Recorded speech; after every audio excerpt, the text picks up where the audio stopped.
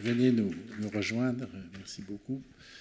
Donc, est-ce qu'il y a des questions pour nos 4 intervenants? Oui. Le premier qui a le micro.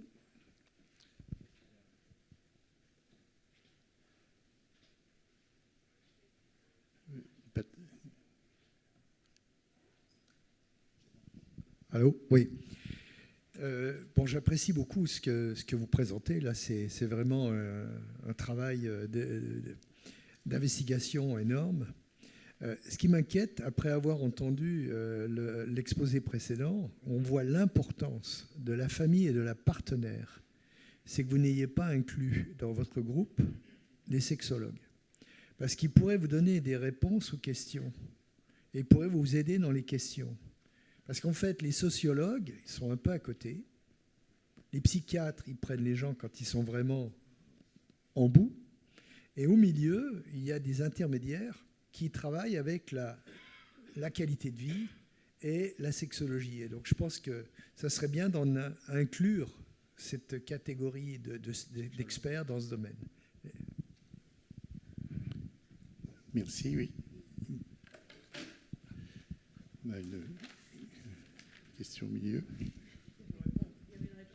Oui, non, mais merci beaucoup pour votre remarque. C'est vrai que les troubles de la libido, de la sexualité, on les a inclus dans l'étude sous forme d'évaluation. Déjà dans la partie sociologique, il y a toute une enquête autour de l'entourage, de l'environnement.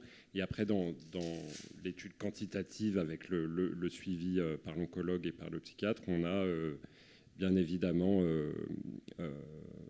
mis un certain nombre de questionnaires autour de cette question.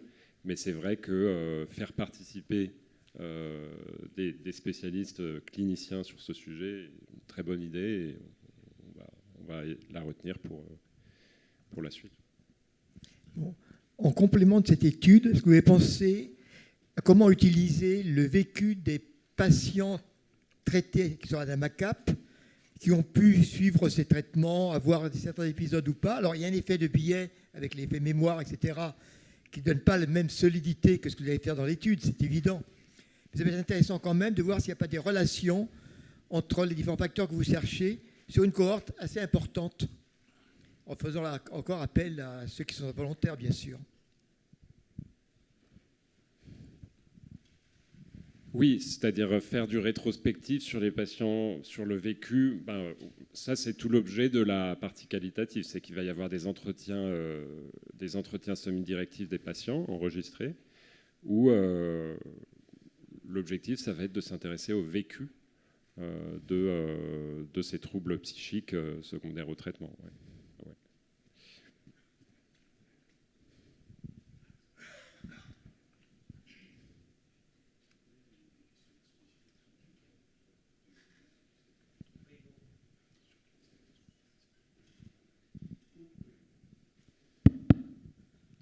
Oui, bonjour à tous. Moi, je voudrais juste que nos 2 jeunes psychiatres se présentent, qu'on puisse noter leur nom et prénom et où on peut les joindre. Moi, ça m'intéresse, votre étude. Là. Moi, j'ai été opéré d'une prostatectomie en 2013 et le suivi psychique, c'était 0. Hein. Et moi, j'ai fait une dépression 10 ans après. Quoi. Je suis encore dedans. Bon. Alors, où est-ce qu'on peut vous contacter pour cette étude? C'est vrai qu'on n'a pas mis nos adresses mail, mais alors, donc moi je suis Vladimir Adrien et mon confrère c'est Thomas Dio. Et nos mails c'est simple, c'est prénom.nom@aphp.fr. Vous avez leur nom prénom sur le programme, ce qui vous permet de reconstruire leur email.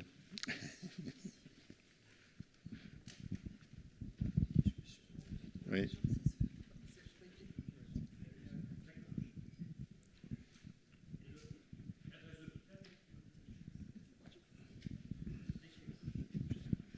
Alors, Thomas, il est à l'hôpital Necker et moi, je suis à l'hôpital Avicenne, à Bobigny. J'ai une question parce que là, on va traiter l'effet du traitement hormonal sur le psychique. Donc, il y a une possibilité de choisir, d'arrêter le traitement hormonal. Est-ce que ça a été déjà fait? Parce que là, on change totalement l'environnement du patient. Bien sûr, c'est les questions qu'on s'est posées chez nos patients qu'on a eus à l'hôpital. Notre expérience de série de cas où on a eu des dépressions extrêmement sévères. Donc, comme j'ai dit, il y avait un patient qui n'avait aucun antécédent psychiatrique, qui a fait une mélancolie sévère, qui a eu des sismothérapies et qui a fini d'ailleurs par faire une tentative de suicide. Bon, je ne franchis pas le secret médical puisque tout est dans l'article qu'on a publié et que je ne cite pas le nom du patient, mais qui a fait une tentative de suicide dans l'unité et qui en est décédé. Mais j'ai perdu le fil de la question. Oui. Oui, et donc, pour ces patients-là qu'on a eu dans l'unité, on était en lien avec l'oncologue et on se posait la question à chaque nouvelle ligne de traitement qui ne fonctionnait pas, de se dire si on arrêtait ou pas l'hormonothérapie. Et pour le deuxième patient, qui a un trouble bipolaire, on a fini par l'arrêter et par changer de stratégie thérapeutique pour le cancer.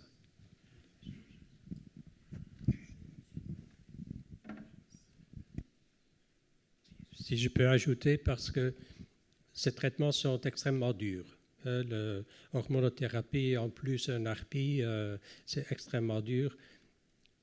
On n'a pour l'instant pas d'évidence qu'on peut temporiser, donc arrêter, donner le patient une pause de traitement et attendre si le PSA remonte et là relancer le traitement.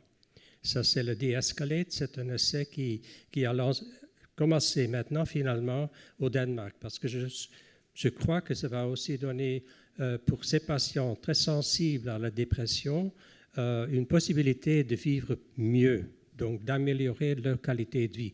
Mais pour l'instant, on n'a pas l'évidence, malheureusement. Merci. Je pense que c'est à cette étude que faisait référence l'oncologue avec qui on travaillait, parce que c'est exactement ce qu'elle nous a proposé.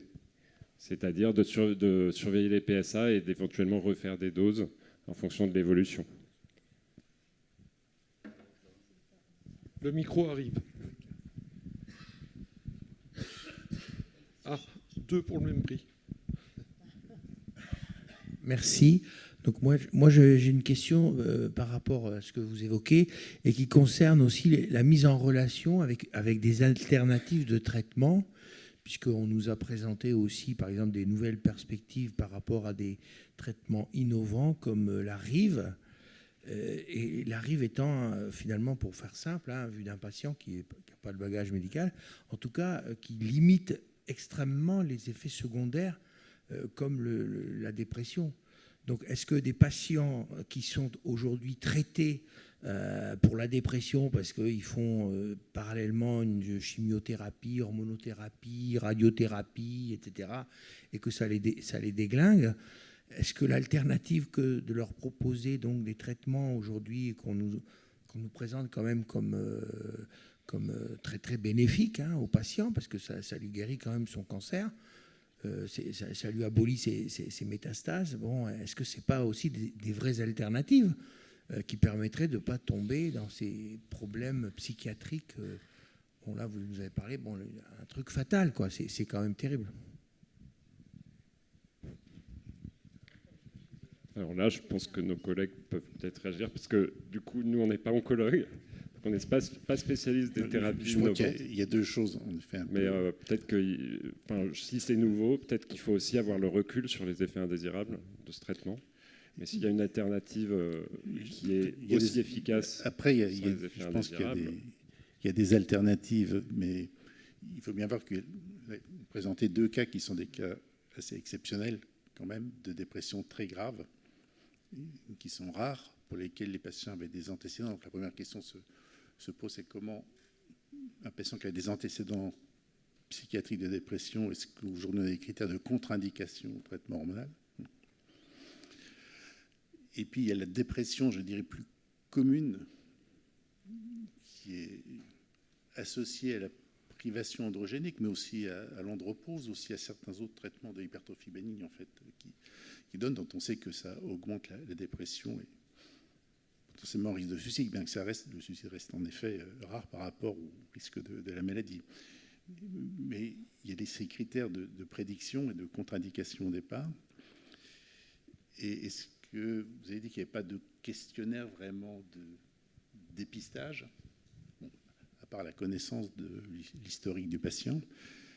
Est-ce qu'il y a des marqueurs biologiques? Bon, je suis un peu candide sur la question, mais c'est vrai que discuté et discutable, les ratios cholestérol, dihydroépiandrostérone sont dans la littérature et on est typiquement sur ce qui est changé par les hormonothérapies de deuxième génération. Et donc, est-ce que vous regardez ces indicateurs ou potentiels marqueurs biologiques en parallèle? Sur le traitement qu'on a annoncé là de remplacer et de donner les ions radioactifs, il ne faut jamais oublier que ce traitement est donné en dessous du traitement anti-androgène ARPI. Donc on continue avec tous les traitements et on ajoute. Ce n'est pas qu'on remplace. Et c'est très important. Mais une chose qu'on pourrait aussi envisager, on en parle très peu, c'est qu'il y a un moment où on peut passer d'un traitement actif à un traitement palliatif, où on arrête de donner un traitement anti-cancéreux, mais on remplace pour un traitement anti-symptômes. Et ça, c'est une chose tout à fait différente qui a pour le patient des conséquences importantes pour sa qualité de vie.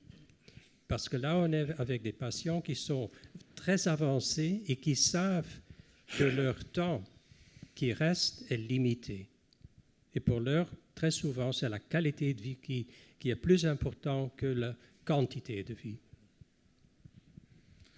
Dans leur groupe, ils prennent des patients localisés, des cancers localisés, logiquement. Donc, ils ont déjà sélectionné, et logiquement.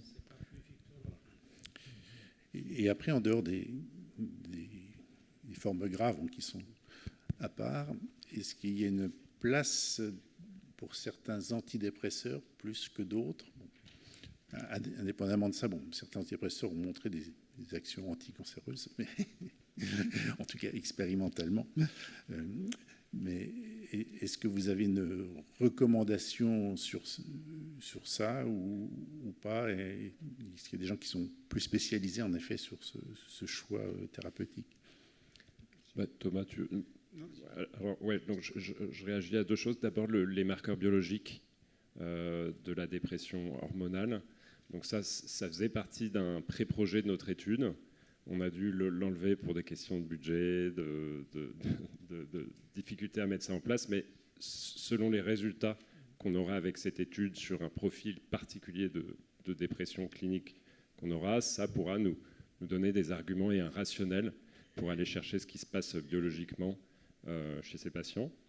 C'est la première question. La deuxième question, c'est oui et non, c'est-à-dire non, aujourd'hui, il n'y a pas de recommandation sur un meilleur traitement qu'un autre, et c'est ça qui nous a donné envie de monter cette étude. Et pour autant, ce qu'on sait aujourd'hui de la littérature, c'est que quand même, le surrisque de dépression lié à l'hormonothérapie, et particulièrement deuxième génération, c'est des profils quand même un peu plus sévères qu'en population générale. Et du coup, intuitivement, on partirait plutôt sur un traitement, disons, de deuxième ligne. Donc, on ne va pas mettre juste un inhibiteur de la recapture de la sérotonine. On va mettre un sérotoninergique et un noradrénergique, comme la venlafaxine, par exemple, l'Effexor, plutôt qu'un antidépresseur qui joue que sur un neurotransmetteur impliqué dans la dépression. On peut faire quelques questions. Une remarque. On a un tout petit peu de temps encore. Juste... Bon. Alors, on va... Une remarque. Excusez-moi, non mais là on parle de... Ça montre bien de la première intervention qui était sur le bien-être, parce que là on est en train de parler de mal-être. Donc vous voyez, en fait, de poser une question sur le bien-être, ça permet de dépister, de repérer un syndrome dépressif ou anxio-dépressif sans qu'il soit forcément très avancé. Mais déjà, cette simple question de s'occuper du bien-être, ça vous permet de dépister les dépressions, ce qui est à peu près 20% des cas, si on prend les troubles anxio-dépressifs, hein, globaux, ce qui est un patient sur 5, ce qui est tout de même pas mal. Après, n'oublions pas que lorsque vous avez une dépression, alors je prends ma casquette de santé intime, et là je pensais avec Catherine, ça permet de repérer aussi les troubles de la santé intime et du couple. On sait que lorsque vous avez une dépression, ça multiplie par 3 ou par 4 les dysfonctions sexuelles, quelles qu'elles soient. Et la recommandation, c'est de rechercher, lorsque vous avez une dépression, d'aller chercher s'il y a des troubles de la fonction sexuelle. Et inversement, si vous avez une dysfonction sexuelle, vous devez, c'est une recommandation hein, sur des méta-analyses, etc., vous devez rechercher des troubles dépressifs. Donc, vous voyez, pour ça que sortir du silo, c'est d'avoir cette approche transversale. On ne peut pas faire comme ça. Et j'ajoute une chose à ce que dit Pierre, c'est qu'il y a eu pas mal d'études à une époque sur l'effet du Viagra et des IPDE5 sur la dépression. Et les hommes qui avaient des troubles de l'érection et une dépression, ils étaient énormément améliorés par les traitements de l'érection. Et donc, ça avait un effet quasi antidépresseur. Et donc, je me dis, dans les 18%, il y en a quand même 8% qui auraient eu des dépressions, même sans hormonothérapie, puisque c'est 8%. Je me dis, traiter les dysfonctions érectiles, franchement, c'est hyper important pour le côté dépression. Traiter la santé sexuelle. Bon. Et deuxième, je voulais dire une chose aussi. J'ai lu un Canadien qui disait les bodybuilders, les gens qui font de la musculation intensive, n'ont aucun effet indésirable avec l'hormonothérapie. Et j'ai pensé à ça quand vous avez parlé du fait qu'un des facteurs de risque, c'est l'absence d'exercice physique. Et maintenant, je dis ça à tous mes patients, renforcement musculaire le maximum, parce que ça a un effet sur la santé en général, mais sur la dépression et la santé sexuelle. On va prendre la dernière question là, et puis Monsieur Le Gued, on a ce monsieur qui attend Bonjour. un moment. Alors du coup, moi je suis psychosociologue, et alors j'ai une question pour madame. Si mes souvenirs sont bons, il y a à peu près la moitié des patients qui déclaraient que les pros de santé n'abordaient pas le sujet de la sexualité. Et ma question, c'est ces pros de santé-là, est-ce que vous pensez qu'ils ont conscience que c'est un sujet à aborder, mais ils n'osent pas ou ils ne savent pas comment l'aborder, ou est-ce que justement ils n'en ont pas conscience et ils pensent qu'ils font le job? Vous voulez dire les professionnels de santé ne se rendent pas compte? Je pense qu'ils n'osent pas l'aborder parce qu'ils en ont conscience, la plupart. Ils n'osent pas l'aborder petit A parce que ça prend un temps fou. Deuxièmement, parce qu'ils ne sont pas formés. Souvent, quand on pose une question, moi j'ai 45 minutes pour les consultations et c'est à peine assez, hein.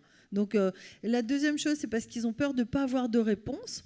Alors qu'en fait, il suffit parfois de dire faites-vous des câlins quand même. Je ne sais pas, il n'y a pas forcément besoin d'une grande expertise et puis qu'on peut en plus s'adresser. Et puis normalement, s'ils ne savent pas quoi dire, il y a des soins de support obligatoires et ils doivent adresser. Alors, on va prendre la dernière question parce qu'il faut vraiment qu'on termine. Oui. Dernière question et conclusion. Moi, c'est très court, hein. J'ai vu dans votre étude sur la génération de deuxième génération d'hormonaux, j'ai vu qu'il y avait donc des études sur l'antagoniste. Et avez-vous une différence entre agoniste et antagoniste au niveau des résultats de votre étude?